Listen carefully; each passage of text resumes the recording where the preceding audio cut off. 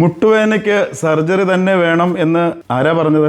മുട്ടുവേദന വന്നാൽ അത് സർജറിയിൽ എത്തും എന്നുള്ളൊരു തെറ്റായ ധാരണ എല്ലാ ചെറുപ്പക്കാരാണേലും പ്രായമുള്ളവരാണേലും പല കാരണങ്ങളാൽ മുട്ടുവേദന അനുഭവിക്കുന്ന ആൾക്കാർക്ക് ഉള്ളൊരു തെറ്റായ ധാരണയാണ്. മുട്ടുവേദനയുടെ കാരണം കണ്ടുപിടിക്കലാണ് നമ്മൾ അതിൽ ആദ്യം പ്രധാനമായി നമ്മൾ നിർവഹിക്കേണ്ട കാര്യം. ഒരു ഡോക്ടറുടെ സഹായത്തോടുകൂടി ബ്ലഡ് ടെസ്റ്റുകൾ വഴിയും MRI വഴിയും ആണ് അതിൻ്റെ പ്രധാനമായിട്ടുള്ളൊരു റീസൺ നമ്മൾ കണ്ടെത്തുന്നത്. അത് ഫസ്റ്റ് സ്റ്റേജസിലുള്ള തേയ്മാനങ്ങളായിരിക്കാം, വാഷറിൻ്റെ ചെറിയ ഫ്രെയിങ് ആയിരിക്കാം, ഗ്രേഡ് 1 or 2 ചേഞ്ചസ് ആയിരിക്കാം. ഇതിനൊന്നും സർജറി ആവശ്യമില്ല എന്നുള്ളതാണ് അതിൻ്റെ സത്യാവസ്ഥ. സർജറി വേണ്ടി വരുന്നത് എപ്പോഴാണ്? ഇത് നമ്മൾ ഈ ഫസ്റ്റ് സ്റ്റേജുകൾ നെഗ്ലക്റ്റ് ചെയ്യുകയും അതിൻ്റെ ശരിയായ ട്രീറ്റ്മെൻറ്റും വേണ്ട ഹീലിങ്ങിനുള്ള റെസ്റ്റും, അതായത് അത് ഉണങ്ങി വരാനും അതിനകത്ത് നോർമൽസിലോട്ട് എത്താനുള്ള ഒരു താമസം നമ്മൾ വിട്ടുപോയോ അതാണ് അടുത്ത സ്റ്റേജിലോട്ട് അത് കടക്കാനും ഗ്രേഡ് 3 അല്ലെ ഗ്രേഡ് 4 ആ തേയ്മാനം അല്ലെ വാഷറിൻ്റെ കീറൽ ഗ്രേഡ് 3 ചേഞ്ചസിലോട്ട് വരുമ്പോൾ മാത്രമാണ് സർജറി വേണ്ടി വരിക എന്ന് നിങ്ങൾ മനസ്സിലാക്കണം. അതുകൊണ്ട് നമ്മൾ ചെയ്യേണ്ട കാര്യം ഇത്രയേ ഉള്ളൂ. ഒരു വേദന വന്നാൽ അതിനെ നെഗ്ലക്റ്റ് ചെയ്യാണ്ടിരിക്കുക, പ്രോപ്പറായിട്ടുള്ള ഒരു ഡയഗ്നോസിൽ എത്തുക. അതിന് ഡോക്ടർ എന്താണോ നിർദ്ദേശിക്കുന്നതിന് പ്രോപ്പറായിട്ടുള്ള റെസ്റ്റും കാര്യങ്ങളും, ചിലപ്പോൾ ഫിസിയോതെറാപ്പി, ഇൻട്രാർട്ടിക്കുലർ ഇഞ്ചക്ഷൻസ്, PRP പോലുള്ള റീജനറേറ്റീവ് ഇഞ്ചക്ഷൻസ് കൊണ്ട്